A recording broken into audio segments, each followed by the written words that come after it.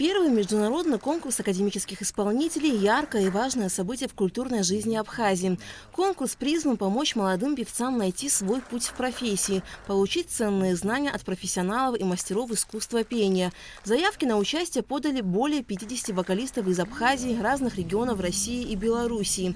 Автор проекта – народная артистка Абхазии, заслуженная артистка России, солистка Московского театра «Геликон-опера» Алиса Гицба рассказала, что проект нацелен на то, чтобы дать людям понимание того, что означает профессия оперного певца. Нам нужно, чтобы студенты музыкального училища, будущие студенты консерватории, будущие певцы посмотрели, что такое конкурс. Пришли на мастер-классы, послушали, напитались всей этой энергией, информацией и в дальнейшем уже были бы готовы к тому, чтобы участвовать в таком конкурсе. Вот, в принципе, это самая главная задача нашего конкурса – сделать так, чтобы и наши тоже к этому потихонечку присоединились. В первый день конкурса состоялась регистрация и жеребьевка, и уже затем проходило прослушивание конкурсантов. Вокалистов оценивает профессиональное жюри. Сама Алиса Гицба, заслуженная артистка России Яна Иванилова, а также один из лучших концертмейстеров России Сергей Чечетко.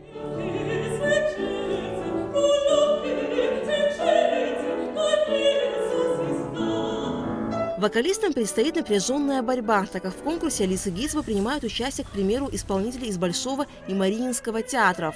Очень все призы хорошие. Вот, например, у нас есть такой приз, как сольный концерт в Геликон-опере, сольный концерт в центре Елены Образцовой в Санкт-Петербурге, дебют на оперной сцене – это Нижний Новгород, оперный театр Нижнего Новгорода, сольный концерт на телевидении Мексики.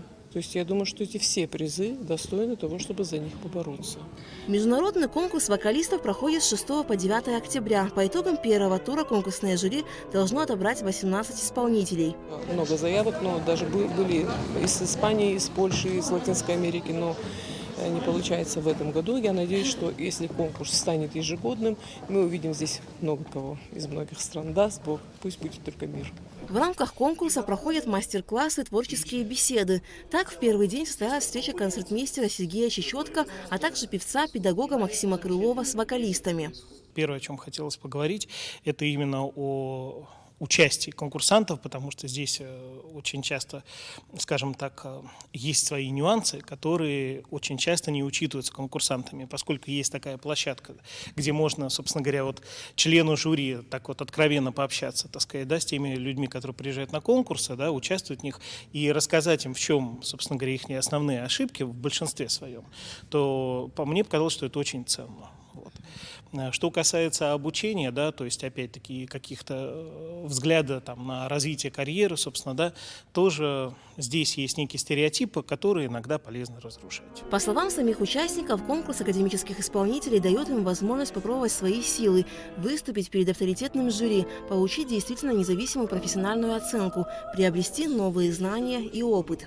Очень хороший опыт, интересный такой обмен творческий с мастерами, с жюри, очень такое почетное, очень интересные люди, артисты. Но прежде всего общение, получить опыт от высокоуважаемых, высококвалифицированных специалистов. Состав жюри поддерживал, это очень чувствовалось. Даже все напутственные слова настолько поддержали и настолько придали веры. Вот. Ну, мы в восторге. Мы приехали, мы в восторге, нам очень нравится сам зал филармонии, потрясающий зал. В воскресенье, 9 октября, профессиональное жюри назовет имена лучших академических исполнителей и состоится церемония награждения и гала-концерт лауреатов. Алика Трапш, Михаил Братухин, Алексей Агухава, Абхазское телевидение.